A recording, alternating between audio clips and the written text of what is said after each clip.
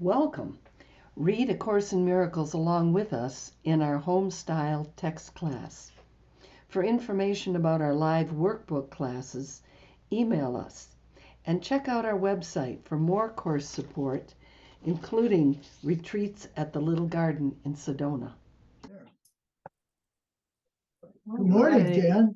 Hi. What are we doing? And hello, everyone.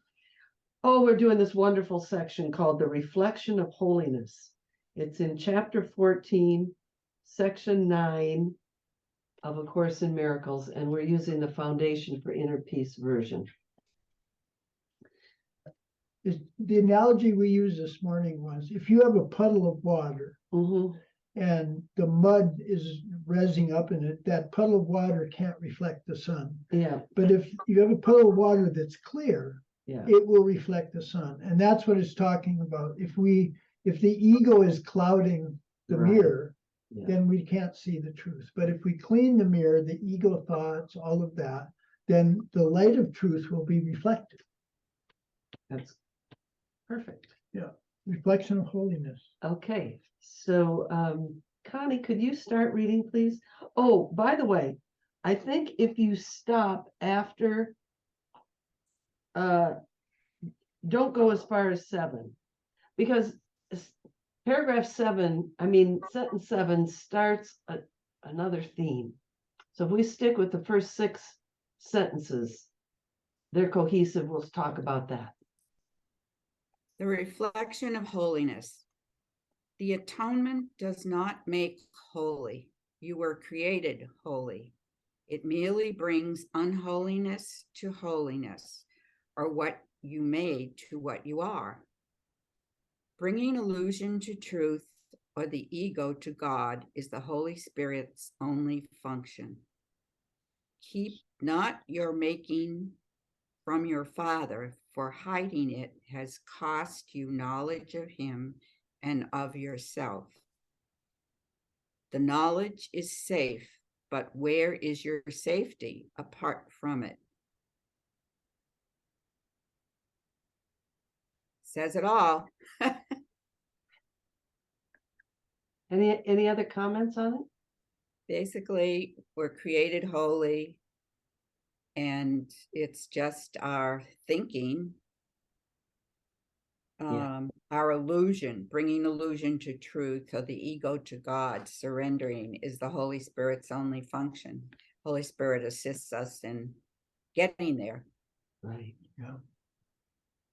I noticed that there was 2 columns. Unholiness, holiness, what we made and what we are.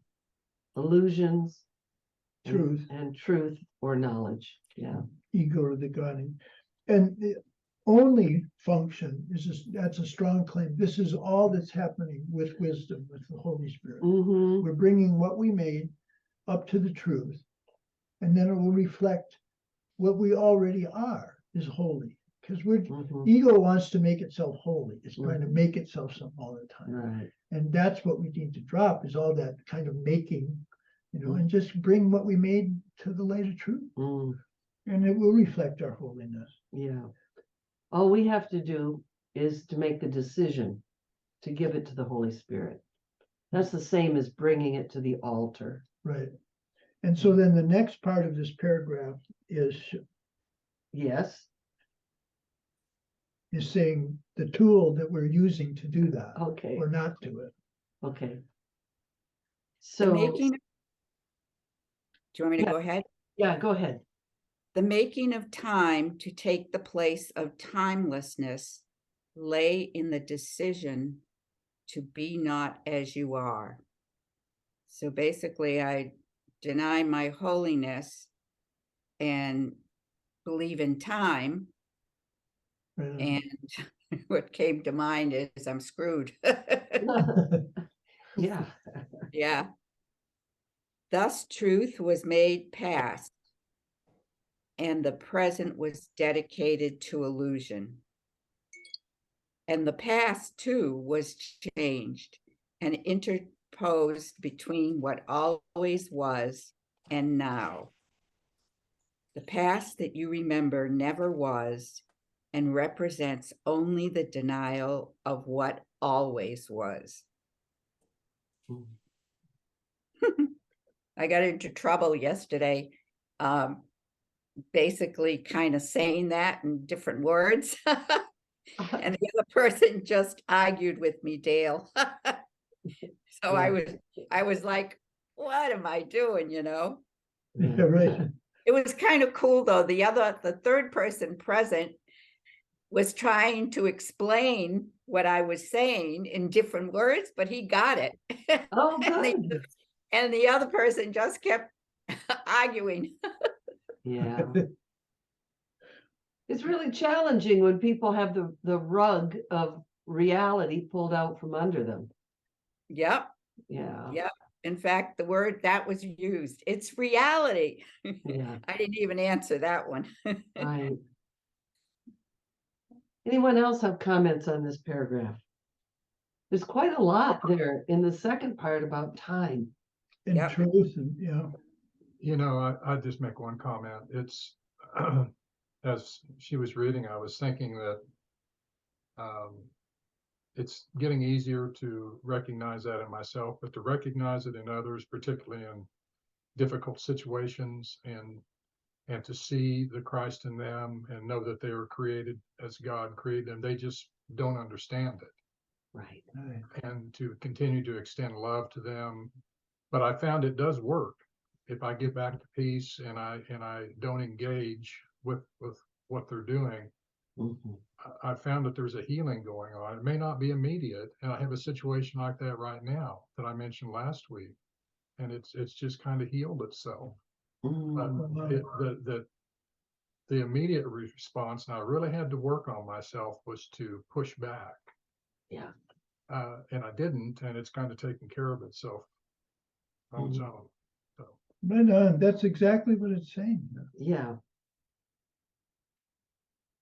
Let's look at this whole idea of time. So starting with 7. I think it's 7. Yeah. The making of time to take the place of timelessness, laying the decision to be not as you are. So we are eternal. We are changeless. But when we made time, it seems like, well, I used to be this way, and now I'm this way, and in the future, I'm going to be another way. And it's just another form of fragmentation. Right, right. And so this is why he's saying, and it means an absolute. This is our power now. We have this remaining power that we made time. Yeah. And he means that to each of us. If we made time, then time is under our control. Mm-hmm. And so, he's saying, it doesn't say it here explicitly, but the present moment Mm-hmm. is where timelessness is reflected. Right. The holy instant. Right. And so look how much he's saying of what we tried to accomplish. The past too was changed and interposed what always was. So that's like, I remember it to happen one way. Yeah. You remember it to happen another way. Yeah. In other words, our memories, it's another set of illusions. Well, that's why it takes time for you to realize I'm right. Oh, yeah. That last sentence is really comforting to me. The past you remember never was and represents only the denial of what always was. So I don't need to go back of how I was, not a good enough father, not a good enough this, or not a good enough. He's saying, you made up time, you made up this. And then you did it to interpose between what you really are, That's it. the light of God, Yeah. and to make it seem as if your past reflects the truth of you. So that's why I have to make what I made neutral. Take the energy out of it. Mm-hmm. Any other thoughts from you about time?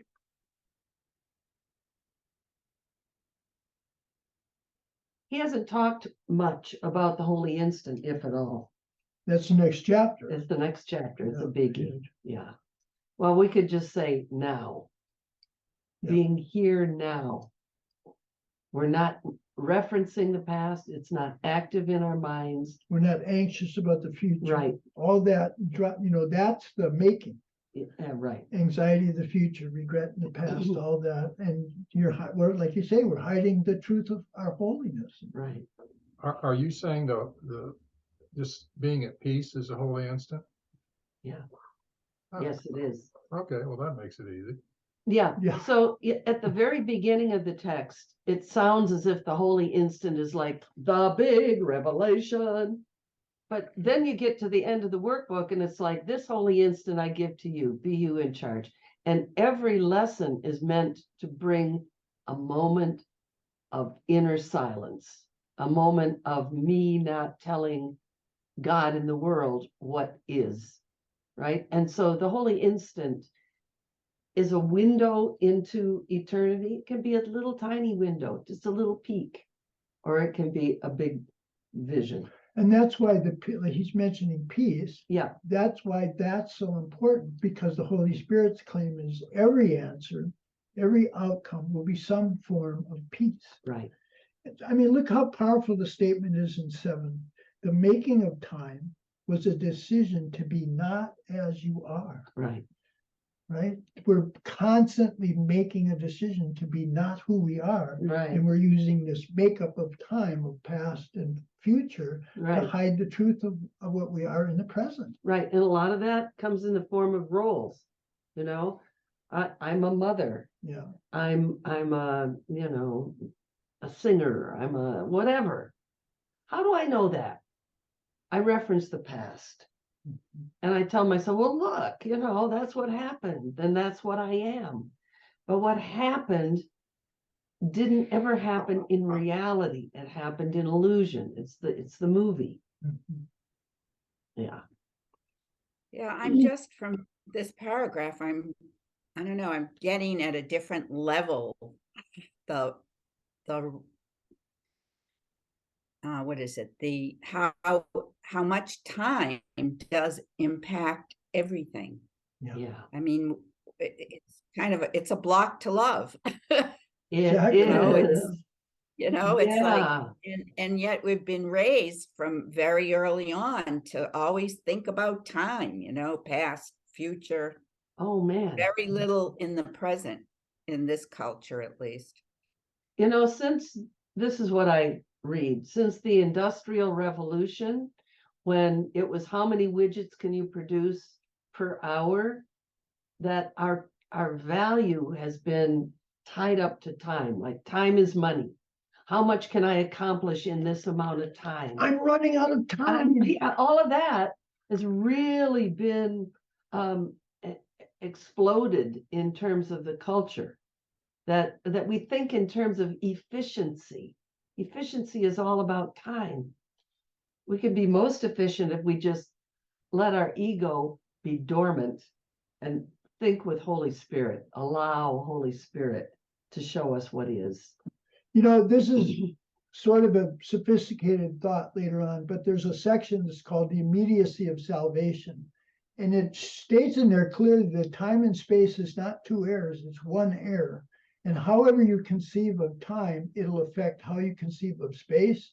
How you conceive of space will affect how you conceive of time. So it's saying there in the immediacy of salvation, forgiveness, the atonement, is that unless I experience peace immediately upon offering forgiveness, if I don't do that, if I don't immediately get a result, I will believe in a space that's external to me that causes me to be what I am.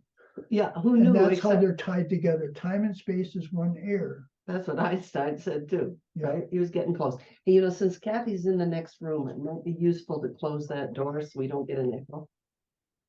Dan, thank you for that comment about the industrial era, because what it reminded me of was I grew up in a family where the majority of people who made the impression on me when I was young worked piecework.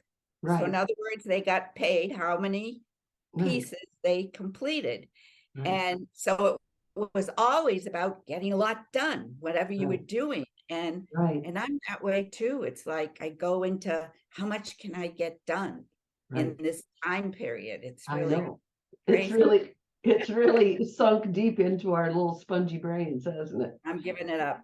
Yeah, great. Right. And you think about more like farm cultures.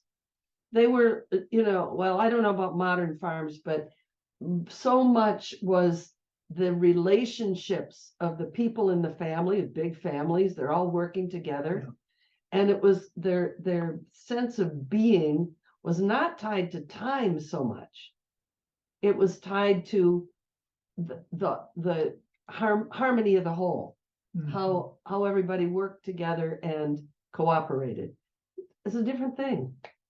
I'm Yeah. sure there were faults in that too, but it's just something to be aware of what we're doing here with time. Any more thoughts on that? That was a good discussion. Dale, could you read number 2, please? Sure. Bringing the ego to God is but to bring error to truth, for it stands corrected because it is the opposite of what it meets. It is undone because the contradiction can no longer stand. How long can contradiction stand when its impossible nature is clearly revealed? What disappears in light is not attacked. Bringing the ego to God is but error to truth. Well, it's the same thing, it's seeing past the illusion and seeing the Christ in every situation is what I'm reading from that. Yeah. And forgiving ourselves if we get to the point where we're not at peace. Yeah. Yeah. What disappears in light is not attacked. It merely vanishes because it is not true. So when we have that holy instant, that get back to peace, the things that are not true. Well, it's interesting to me. What I'm starting to find out is what's not true. They kind of fade away. Yeah. Mhm. They just Vanishes. without much effort. Until I start resisting again, then they grow stronger. Yeah. But if I can stay in that place of peace, they just kind of dissipate and go away, and it doesn't really mean anything anymore. Right. I know. Different realities are meaningless, for reality must be one. It cannot change with time or mood or chance. Its changelessness is what makes it real. This cannot be undone. Undoing is for unreality, and this reality will do for you. Well, what comes to mind as I was reading that is many years ago, and I didn't understand it. I kept reading that God just is. We try and attribute so many things to God. God did this, no, God is just love, unconditional love, and that's all it is. And I have tried to attribute things to God that were human things that were just simply not true. And God just is. Yeah. That's what I got out of that.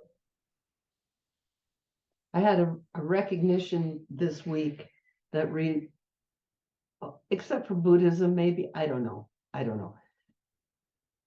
Let's say the Western religions were made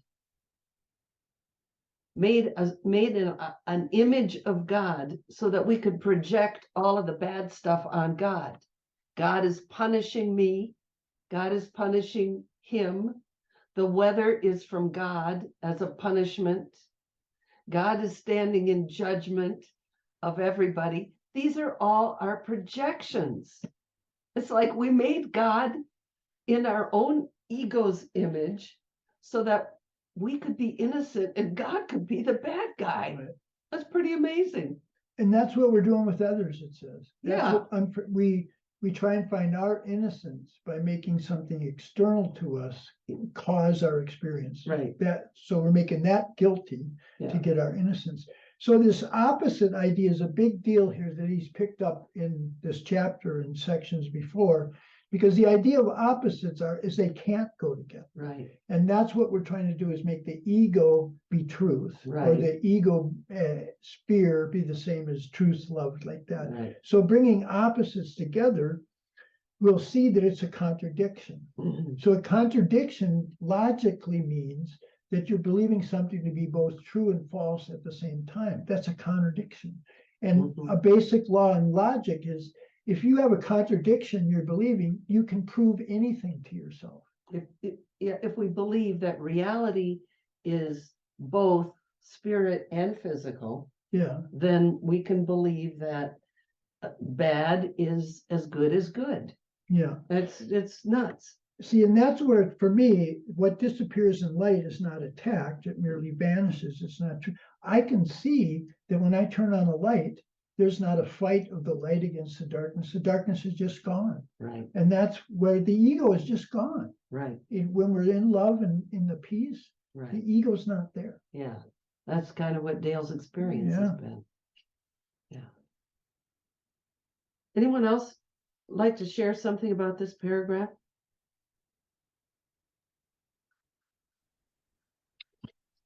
So go ahead.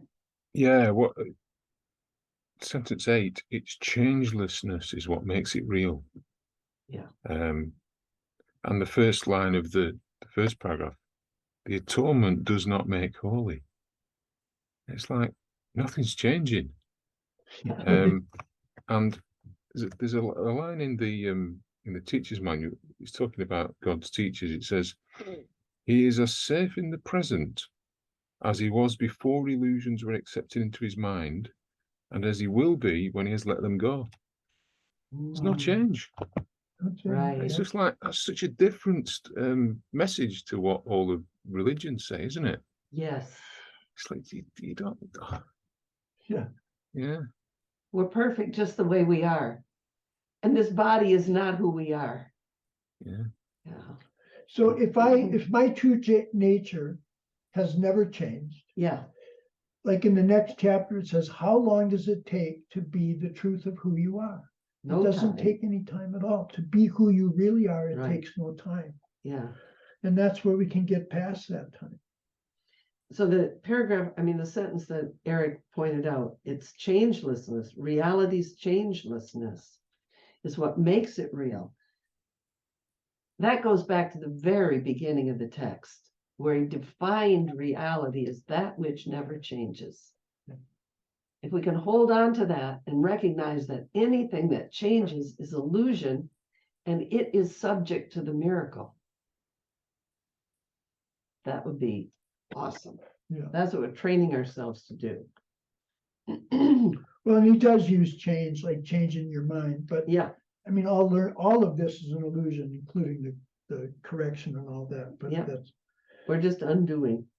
but again, I have the ability to choose holiness, to choose right now, because I've never changed. Right. That's the practical aspect of that assertion. Now, here's something else that I noticed. In the first paragraph, it says, bringing illusions to the truth or the ego to God is the Holy Spirit's only function. Oh, I thought that was my function. No, my function is just to decide to give it to the Holy Spirit, to bring it to God. And then it says in this paragraph that we just read, that undoing is for unreality, and this reality will do for you. We don't have to do these mighty works. Reality will work for us. The Holy Spirit will work for us. We just have to be willing to give our illusions to the truth. Right. And say, help me. So that's where he's saying, all this, what we made, all the cogitations, past, regret, future anxiety, that's what we let go of, right? Yes. That's what we need to let go of. But then if I've never changed, then it's like he said, none of this is for you to decide. That's for the Holy Spirit to decide how to bring your holiness back into your awareness. But when it is your decision. And that's the inference. If I made time, I have control over time. We can do it now. I can decide now. And then by deciding that we want to be in the present, and later it calls it the presence of God, if we want to be here now, we just give our illusions to the Holy Spirit. Say, I make up this room. I make up these other bodies. I'm making up this world of separation. Holy Spirit, let me take my illusions and give them to you to be transformed. The power of decision is ours. Yeah. And the rest of it is done for us because we've chosen for our right mind. That's it.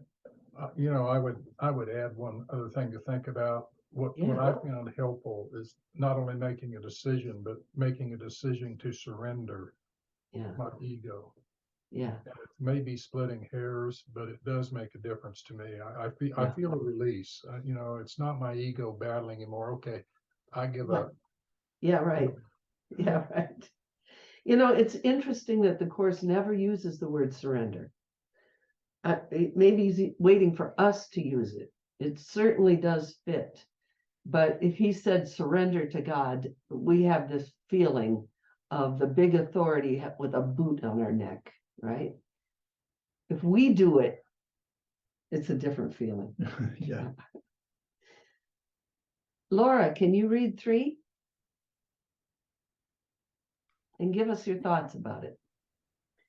Merely by being what it is, does truth release you from everything that it is not. The atonement is so gentle, you need but whisper to it, and all its power will rush to your assistance and support. You are not frail with God beside you, yet without him you are nothing. The atonement offers you God. The gift that you refused is held by him in you. The Holy Spirit holds it there for you. God has not left his altar, though his worshipers place other gods upon it. The temple is still holy, for the presence that dwells within it is holiness.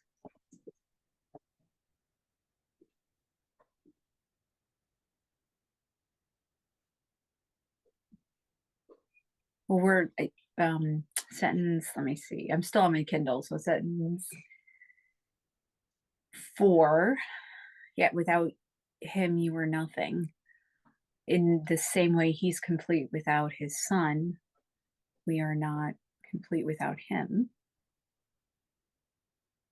And the atonement, or coming back to this oneness of recognition of oneness, gets us back to remembering who we are. Yeah. The gift that you refused is held by him and you.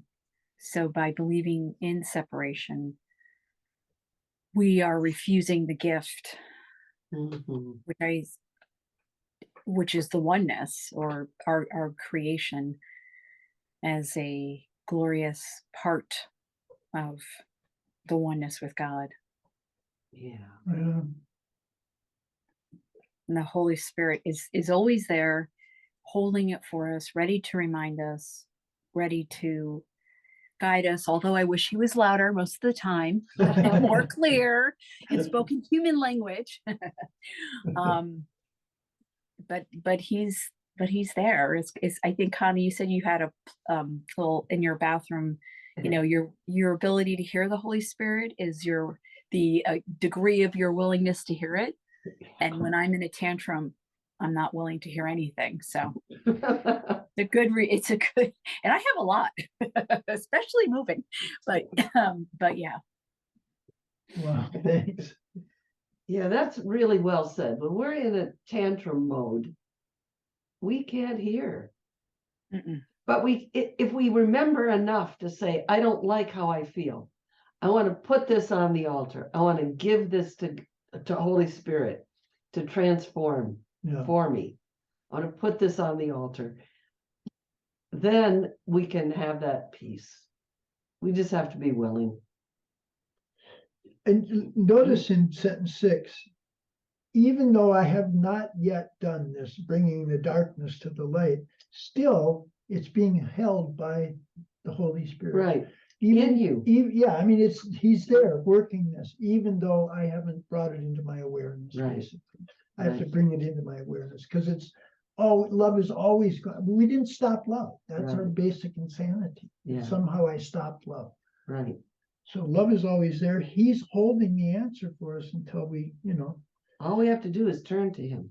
And rush to your assistance. I mean, that's when we say, I want his answer right now. I think we have to, yes, I want the answer now. I don't want to wait. Yeah. Most of the time we want to wait a little bit until we get our way. Well, I know we do that. Mhm. Yeah. And I for me, I have to, I always, my first instinct is always like, when I catch myself, I have to fix it. So that's remembering that, I can't do it by myself. Right. So, which also makes me sound like a toddler. I want to do it all by myself. I know. That's how I feel. And Yeah. and I don't know if any of you have this same experience, but this morning when I was having my tantrum, there was a part of me that's like, well, is this what you really want? And I was like, yes, I do. Because I am very upset right now. And it was just like a little toddler. Right. Yeah. Yep, it is.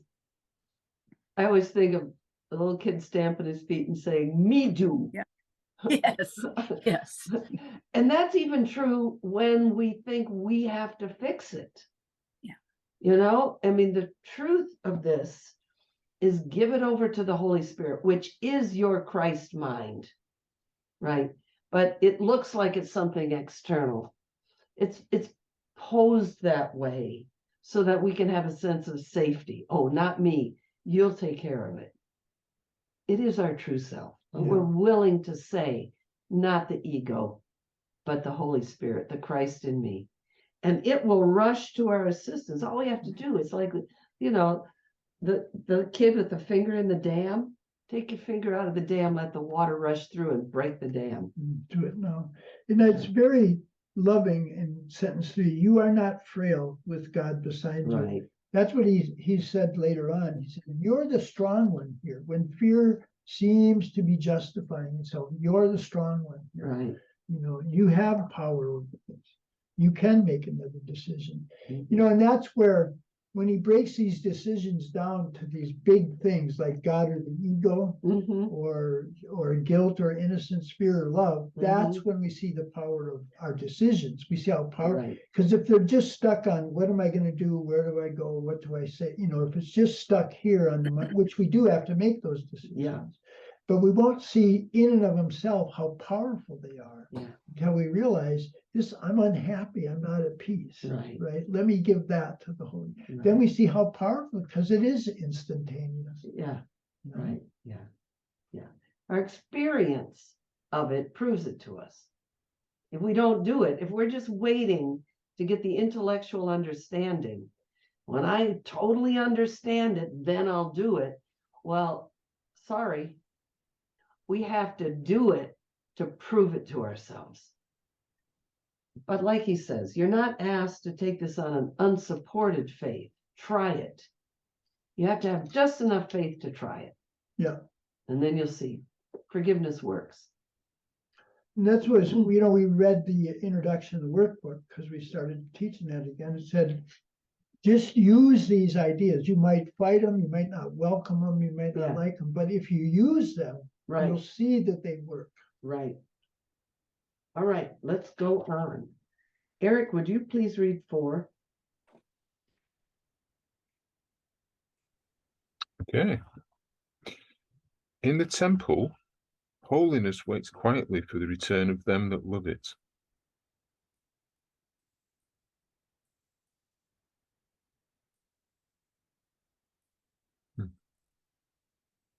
Yeah. That's the answer, isn't it? It's waiting for us. Yeah. We just need to return to it. Yeah. The presence knows they will return to purity and to grace. So the presence isn't in any doubt whether we're going to be saved or we're lost in. I was talking to a religious person this week. It just did my head in. It was all judgments and. It's like, I know I need to go and read the course now just to sort of like. Really. The graciousness of God will take them gently in and cover all their sense of pain and loss with the immortal assurance of their Father's love. There, fear of death will be replaced with joy of life. For God is life, and they abide in life. Life is as holy as the holiness by which it was created. The presence of holiness lives in everything that lives. For holiness created life, and leaves not what it created holy as itself.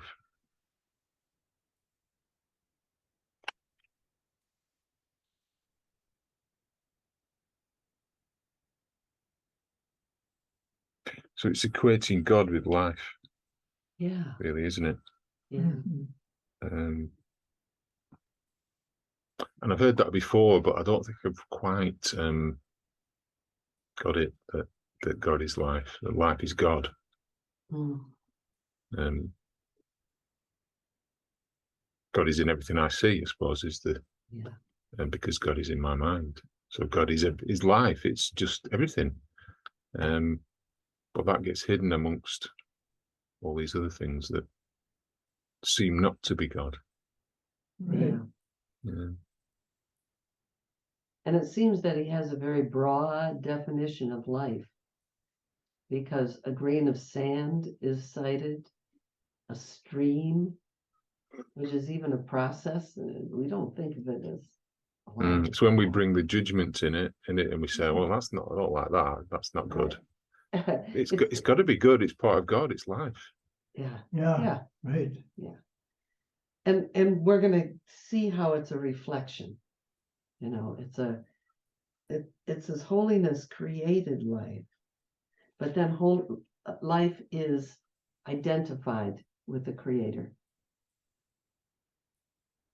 We're putting some kind of a mask over it, giving it a shape of separation, Mhm. when really it's all one being trying to find its way home. Yeah, And it's that go ahead. So it's saying fear of death will be replaced with joy of life. And I think a lot of what we think is normal life is actually fear of death. Yes. So which is why we're not experiencing the joy of life all the time. Yeah. Because Right. we are caught in the fear of death. Yeah. Yeah. In fact, that fear of death in chapter 19, that's one of the big obstacles to the peace of God. Is that fear of death. Like, you know, it has hits like that. Okay, Kathy, would you read 5, please? Here's the beginning of the extended metaphor of the mirrors. I just wanted to say one more on this grace. I mean, this is so lovely. The graciousness on sentence 3, the graciousness of God will take them gently in. Who's the antecedent of them? Those that love it. Those right? that love holiness. And that's the same one in sentence 5, for God is life and they abide in life. Those who love what? The holiness. Yeah. Right? They love the holiness of themselves. That's how I read it. Yeah. And then, I mean, gently in and cover all their sense of pain and loss with the immortal assurance of it. So if I have that peace, that's enough for me. Yeah. That I can move on. I can stay there. I'm at peace. I'm content. Yeah. Right? Yeah. And it's a gentle, instead of this, like sometimes when I think of death, it's really scary. It's like all of a sudden death is just going to grab me and take me away from life. And here he's just saying that this is a very gentle transition for you. And not only that, you are immortal. Yeah. You're immortal. That's what we're learning. We're one and we're immortal. And we're love. Yeah. Okay, let's do 5. Okay. In this world, you can become a spotless mirror in which the holiness of your Creator shines forth from all around you. You can reflect heaven here, yet no reflection of the images of other gods must dim the mirror that would hold God's reflection in it. Heaven can reflect heaven or hell, God or the ego. You need but leave the mirror. Did you say that? Yeah, earth can reflect. Earth can reflect reflect heaven or hell, God or the ego. You need but leave the mirror clean and clear of all the images of hidden darkness you have drawn upon it. God will shine upon it of himself. Only the clear reflection of himself can be perceived upon it.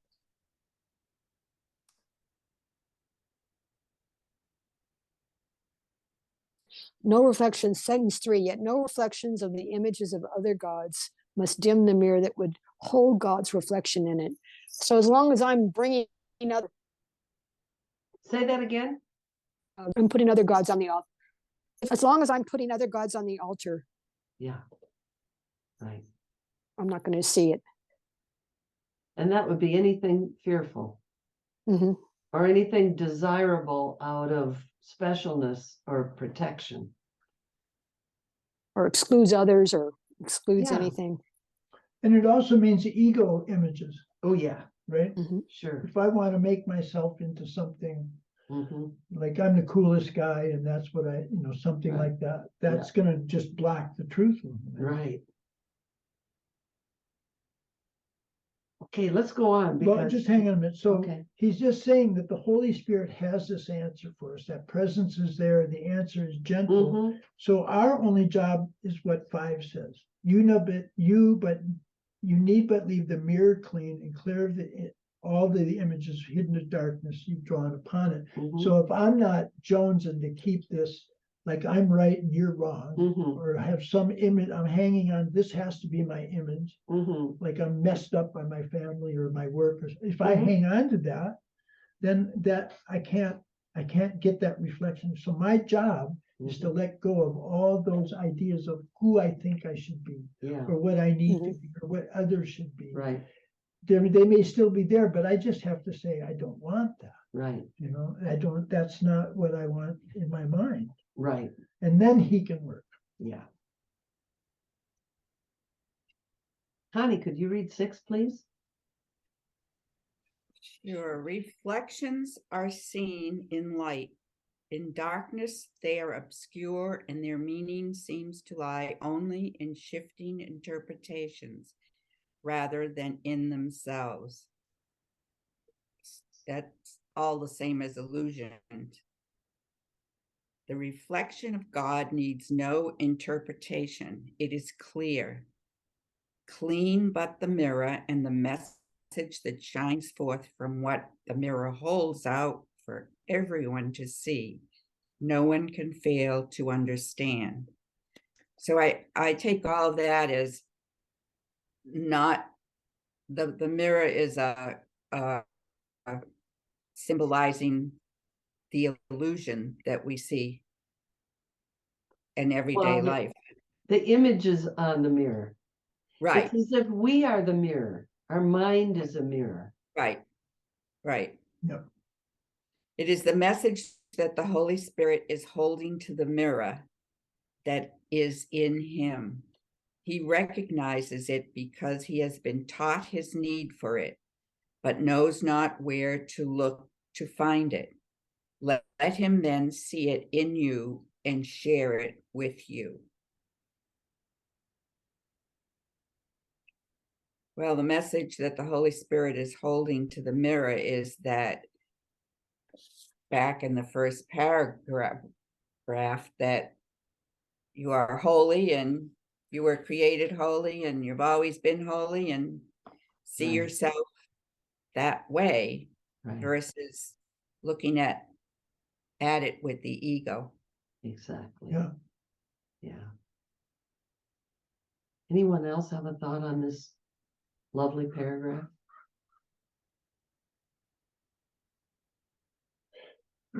Many years ago, I was in a really good house of mirrors.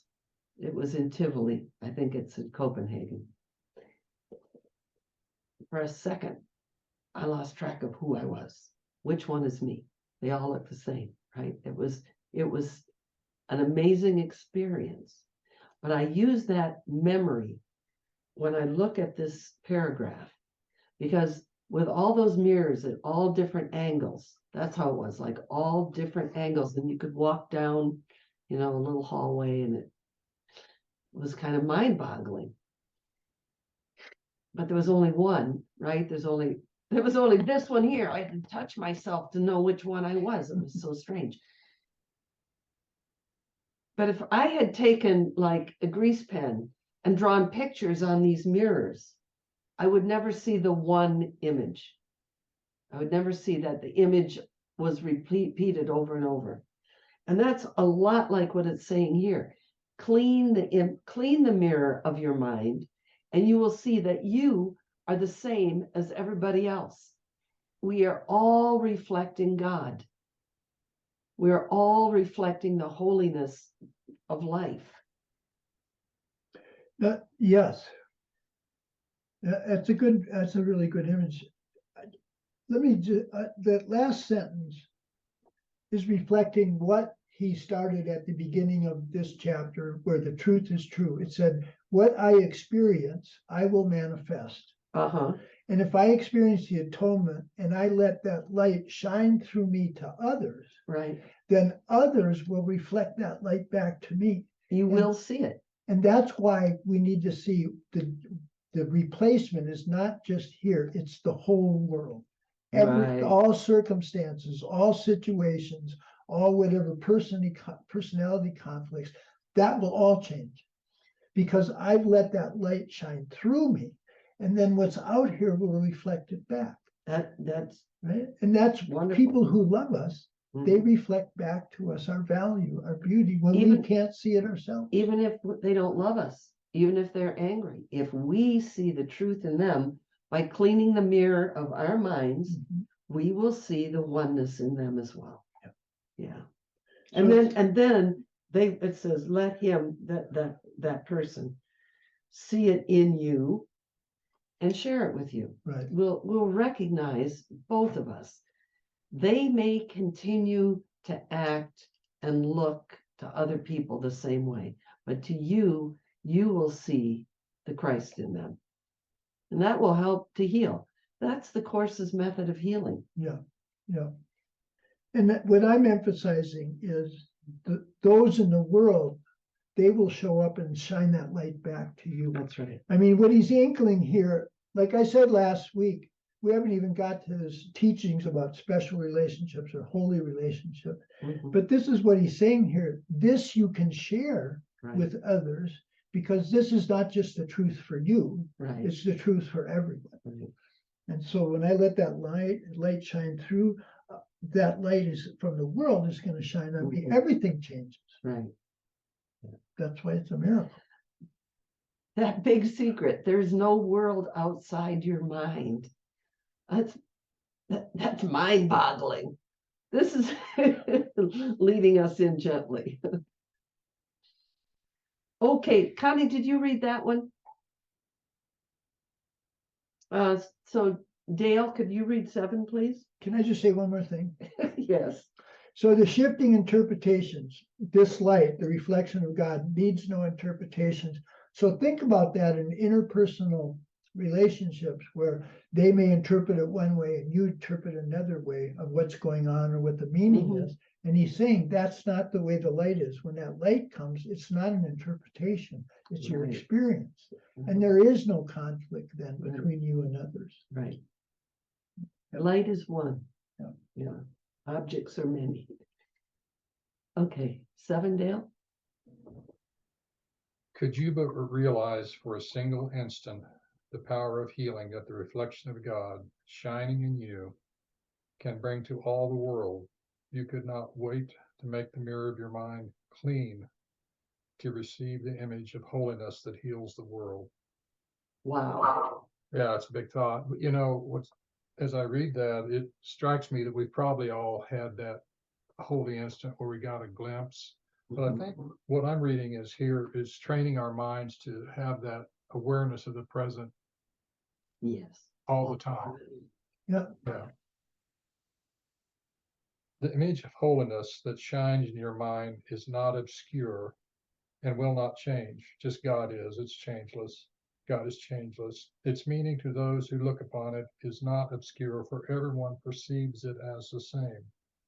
All bring their different problems to its healing light, and all their problems find but healing there.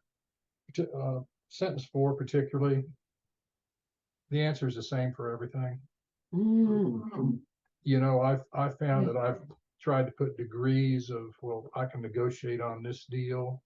And you know, this, we'll just handle it this way, but it's all the same thing. And if I could, in the chapter on prayer, it's a separate section here. It's worth reading to go to the whole section, but paragraph 4, the secret of true prayer is to forget the things you think you need.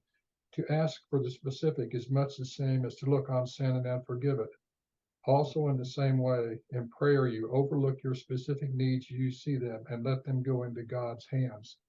Right That's on. what yeah, that 4 is meaning to me. And when I was talking about surrender, that's a better way of saying it. I'm surrendering my will to God's will. Yeah. That's really what I'm saying. Yeah. So yeah, that was a great paragraph. Oh, that's a great reference, Dale. Thank you. That was from the Song of Prayer. Either that or chapter 9. It's the section on prayer in the back of this book. Yeah. Okay. Yeah. Yeah. Yeah, the and Song of Prayer. it's really, really good stuff. It ties in directly to what we're talking about. Yes. Yeah. Right. That's one of the supplements. Yeah. Yeah. That last one reminds me of an expression: love is the answer, no matter what the question is. Yeah. No matter what the problem is. We don't have to do it ourselves. I feel that reiterated throughout this section we're reading today. Yeah. It's not up to me, my ego, to solve the problem. It's only up to me to bring it to the Holy Spirit. Right. To choose for God for me. You know, I love that. As long as we're talking about the Song of Prayer, it defines prayer as simple wanting, simple intending. So we're unceasingly praying all the time. Yeah. Right. To our false gods a lot. But think what that implies. All that I have to do to get this change is want it. Right. Prayer is wanting, and that's the simplicity of it. And what we can resist. It's just that simple. What do you want? Do you want the problem or do you want the solution? Right. Do you want the darkness? Do you want the light? Yeah. And I think that's why he slowly reveals our true power of decision to us, because we're kind of still afraid of our power. We think we separated ourselves from love with him. Right. So he's got to slowly do that to us. But that's what I have to take on faith. He's saying, you just have to want this. Right. And then it will be there for you. Yeah. Because it seems to me that the world outside has to change before I'm going to have that is the reversal of cause and effect. Yeah. Yeah. So this course is asking us to turn our version of reality on its head, throw it in the trash can, and accept a whole new version of reality, which is, like Dale was saying, joining our will with God's is so much better than having our own little ego will. Yeah. So surrender. It's like, yeah, I surrender to a trip around the world. Yeah, I surrender to, seeing God in everyone. Yeah. Right. Yeah. Okay. Must be Laura's turn again.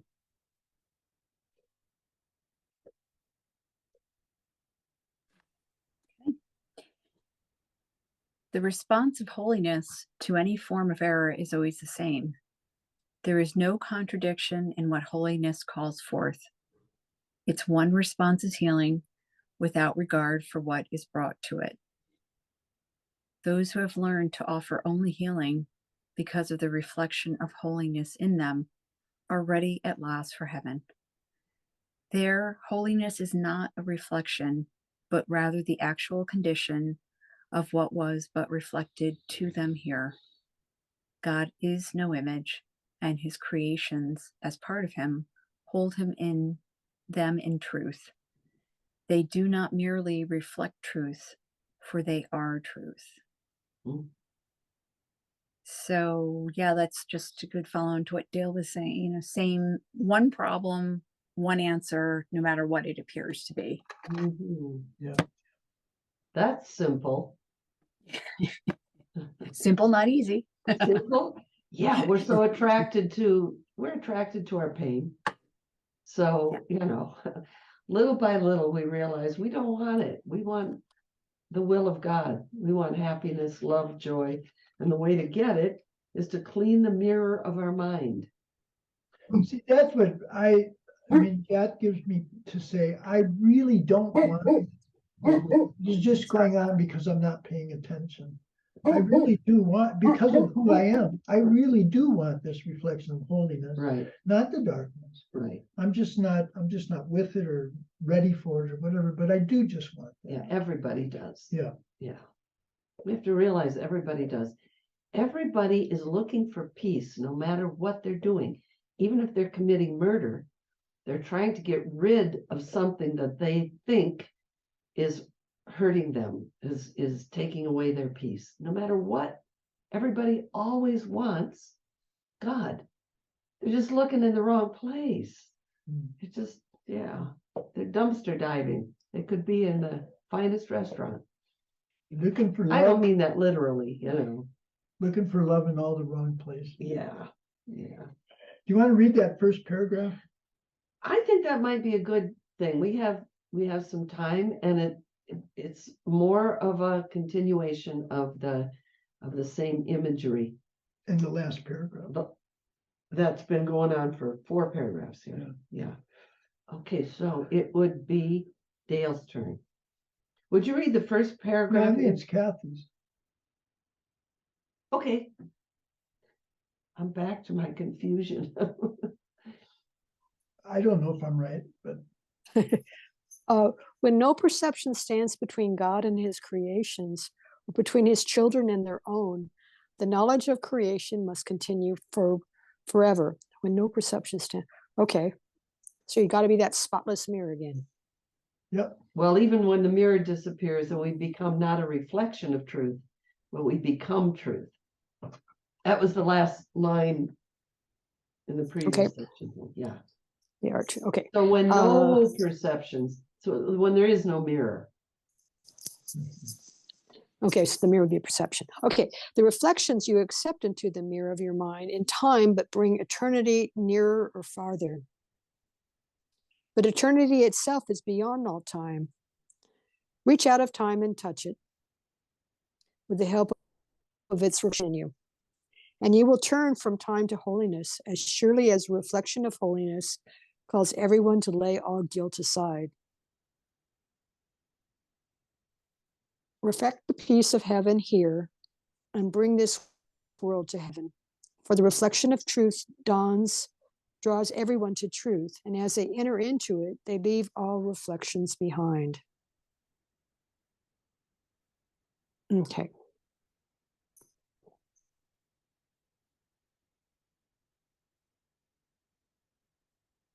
Anything stand out for you in that, Kathy, or anyone? With the reflections of the reflections you accept into the mirror of your mind in time, but bring eternity nearer or farther. It's like it's a moment-to-moment decision. Yeah. Right. And you probably know to embrace this. Excuse me? No, go ahead. As you do this more and more, you probably realize that the thoughts you have in your mind are so often about what just happened and what I need to do about that. And by doing that, we keep ourselves on the hamster wheel of time. Mm-hmm. Just saying. Just be quiet, allow holiness to be reflected in your mind, and you'll be out of time for a minute, a moment, an instant. Yeah, that's the injunction in sentence 4, is saying what we need to reach out of time and touch it, this reflection of holiness, with the help of its reflection in you. Reach out of time and touch eternity. Okay. Right? Where your light, where the truth was all of you is always there. Yeah. With the help of its reflection in you. So we can't make perception wrong. We're saying we want to perceive God, Holy Spirit, the Christ, holiness, the presence. We want to perceive that instead of the hamster wheel of time. Yeah. Right? And then the next sentence is a description. If you do that, if you reach out of time and touch it with the help of its reflection, and you will turn from time to holiness, as surely as the reflection of holiness calls everyone to lay all guilt aside. Yeah. So guilt is our sense of time in there. Mhm. Because guilt means a future in which you're going to be punished based upon your past. Or you'll make up for what you did in the past. Right, but guilt, what I'm saying is guilt is all about time in one real sense, Mhm. right? Mhm. And that's why it's guilt that has to be healed, Right. not just specific, circumstances in time. It's this horrible guilt Yeah. that we just don't, we just don't see that as what the problem is. Right. Yeah. So has this been an amazing section for you as it has been for me? I just love this. I love this imagery. It really helps for me to think, what am I clouding up my mind with? Yeah. What kind of things on my to-do list or concerns and worries or whatever? What is so important that I can't take a holy instant once an hour, let's say, and just be? Just say, drop that story and let me just be with the presence. Let me just be part of the life that is one. Yeah, well said, Joe. So, Okay. is there any last comments? And I will stop the recording. Okay.